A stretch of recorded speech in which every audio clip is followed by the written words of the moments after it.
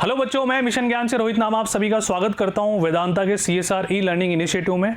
बच्चों, जैसा कि आपको पता है, हम पढ़ रहे हैं Rajasthan board secondary education class 12 mathematics का पहला चैप्टर है जिसका नाम है संयुक्त फलन, जिसके अब तक हमने टोटल भाग 19 तक वीडियोस देख ली है। आशा करता हूं यहाँ तक का सभी के समझ आ गया होगा, सभी ने गृह कार्य की कॉपी में बिना देखे उनको दोबारा कर भी लिया होगा, ताकि एग्जाम टाइम में वो कॉपी आपको बिल्कुल ऐसा फील दे जैसे आप पेन चला के सोल्व कर रहे हो। ठीक है, अब हम चलते हैं बच्चों भाग 20 पे। बच्चों, भाग 20 में हम पढ़ने वाले हैं क्वेश्चन नंबर 5 और प्रश्न नंबर 6। इससे पहले आप वीडियो पॉज करेंगे, इसको ट्राई करेंगे, क्योंकि इस तरह के क्वेश्चन हमने बहुत सारे कर लिए बच्चों। ठीक है, अब आ जाओ। प्रश्न नंबर 5 क्या कर रहा है? एक फलन r से r fx बराबर ax प्लस b। ठीक है बच्चों, fx है हमारे पास, जो फलन है किससे परिभाषित है? ax प्लस b से। ठीक है, यहाँ पर x किससे बिलोंग करेगा? वास्तविक संख्या से बिलोंग करेगा। अच्छा, से परिभाषित हो तो सिद्ध कीजिए। f एक एककी आच्छादक है। अब एक एककी आच्छादक कोई नई बात तो है नहीं, हम पढ़ते आ रहे हैं बच्चों, तो पहले एक एक ही सिद्ध करते हैं। किसी भी फलन को एक एक ही सिद्ध करने के लिए बच्चों हम क्या करते हैं?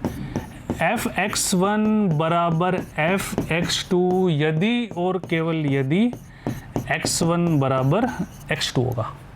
ठीक है, यानी कि उन फलन पर x1 x2 ऑपरेट करने पर फलन को परिभाषित द्वारा, जिससे फलन हमारा परिभाषित है, वो ऑपरेट करने के बाद और सॉल्व करने के बाद यदि x1 बराबर x2 आता है तो फलन बच्चों हमारा क्या होता है? एक एक ही होता है।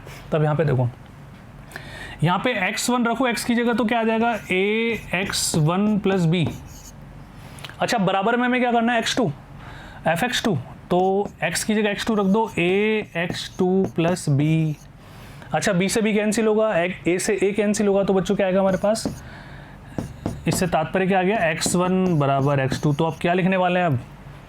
अर्थात सिद्ध होता है प्रदत्त फलन, दिया गया फलन एक एक ही है। बोलो हाँ, है ना? यानी कि 1 to 1 फंक्शन है ना।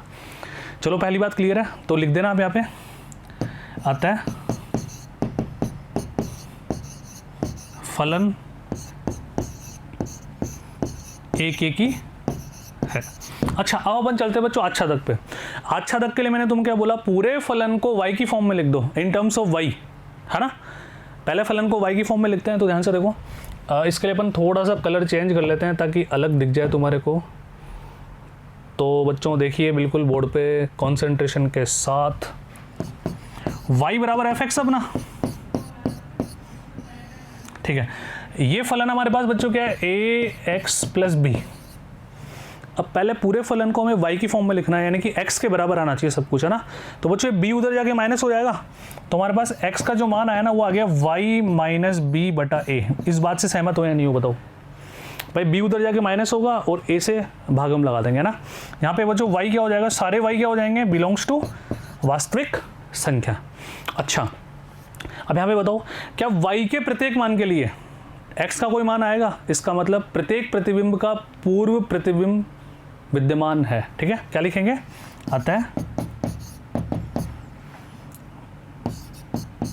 प्रत्येक प्रतिबिंब का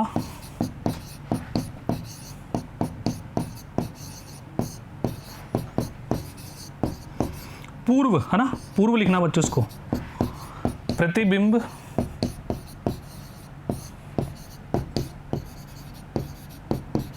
विद्यमान है। अब हम क्या कह सकते हैं? आता है फलन बच्चों क्या है? एक एक ही आच्छादक है। आता है फलन हो गया ना, आच्छादक भी हो गया, तो एक एक ही आच्छादक होगा। ठीक है, अब देखिए बच्चों ध्यान से, तो पहली बात क्लियर होगी, हमने सिद्ध कर दिया कि फलन एक एक ही आच्छादक है। अब हमें याद करना है बच्चों f इनवर्स का सूत्र याद करना है। तो f इनवर्स का सूत्र निकालना कोई बड़ी बात नहीं है, हम करते हुए आ रहे हैं बच्चों इसको बहुत पहले से ही। ध्यान से देखो, f इनवर्स के लिए बच्चों अपन क्या करते हैं? सभी देखिएगा बोर्ड पे ना, बताओ fx बराबर y है। fx बराबर y है। अच्छा, हमारा फलन बच्चों क्या है? ax plus b। इस बात से सभी एग्री हो? अच्छा, x की वैल्यू हमारे पास क्या आ गई? y माइनस b बटा a। अच्छा, अगर fx बराबर y है तो बच्चों x बराबर क्या होगा? f इनवर्स y, प्रतिलोम, है ना। तो यहाँ पे मैं क्या लिख दूँ? f inverse y। अब ये y का फलन है, हमें f इनवर्स x निकालना है, f इनवर्स का सूत्र याद करना है, तो जहाँ भी y है वहाँ x रख दो। तो f इनवर्स x बच्चों क्या हो जाएगा? सॉरी y की जगह अपन को क्या लगाना पड़ेगा, x लगाना पड़ेगा ना। तो ये लीजिए फाइनल हम क्या लिख देंगे यहाँ पे, एक्स माइनस बी बटा ए, यहाँ पे एक्स बच्चों क्या हो जाएगा, रियल नंबर, सारे एक्स यहाँ पे क्या हो जाएंगे, एक वास्तविक संख्या। तो बात समझ में आई क्या, बहुत आसान है ना बच्चों, इसी तरह के क्वेश्चन तो करते हुए आ रहे हैं अपन, ठीक है। अब इसका देखो प्रॉपर लैंग्वेज आपके सामने पेश है। अब आपको ये विदिन 10 सेकंड पढ़ना है, बिल्कुल रजनीकांत बन के, है ना, फटाफट से पढ़ लो। समझ आ रहा है क्या सब कुछ बिल्कुल वैसा ही लिखा है जैसा मैंने तुम्हें समझाया, लेकिन समझने के बाद पढ़ने का मजा बच्चों अलग है, ठीक है। एक ही हो गया, एफ इनवर्स एक्स भी हमने याद कर लिया। तो क्लियर है, तो वीडियो पॉज करो, नोट डाउन करो, ऐसे क्या देख रहे हो, जल्दी से स्टार्ट हो जाओ, वीडियो पॉज कर दो, आगे बिल्कुल नहीं देखना तुम्हारे को, ठीक है। अब आ जाओ, चलता हूँ प्रश्न नंबर 6 की तरफ। बढ़िया क्वेश्चन है ना, थोड़ा सा अलग प्रश्न आया बहुत देर बाद।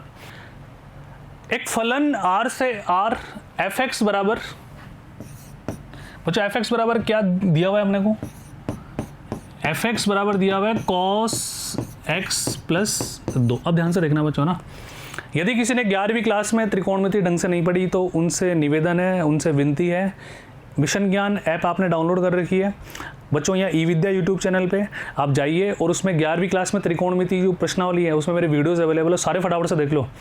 क्योंकि ऐसा नहीं है कि हमने 11वीं क्लास में यदि ढंग से पढ़ाई नहीं की तो 12th में मज़ा आने वाला है।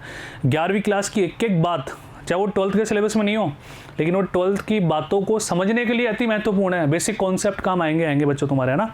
तो यहाँ पर एक बात बता रहा हूँ, ध्यान से देखना ना बच्चों, कॉस त्रिकोणमिति का रेशो है ना, कॉस थीटा। इसके बारे में हम क्या जानते हैं, इसका न्यूनतम मान -1 होता है, अधिकतम मान +1 होता है। अब इस फलन के लिए क्या बोल रहा है ये, एफ इनवर्स विद्यमान है क्या, इसने इतना सा पूछा ना। अब एफ इनवर्स विद्यमान है इसके लिए, इसका मतलब किसी फलन का प्रतिलोम विद्यमान कब होता है, जब वो एक ही आच्छादक होगा। बोलो हाँ है ना।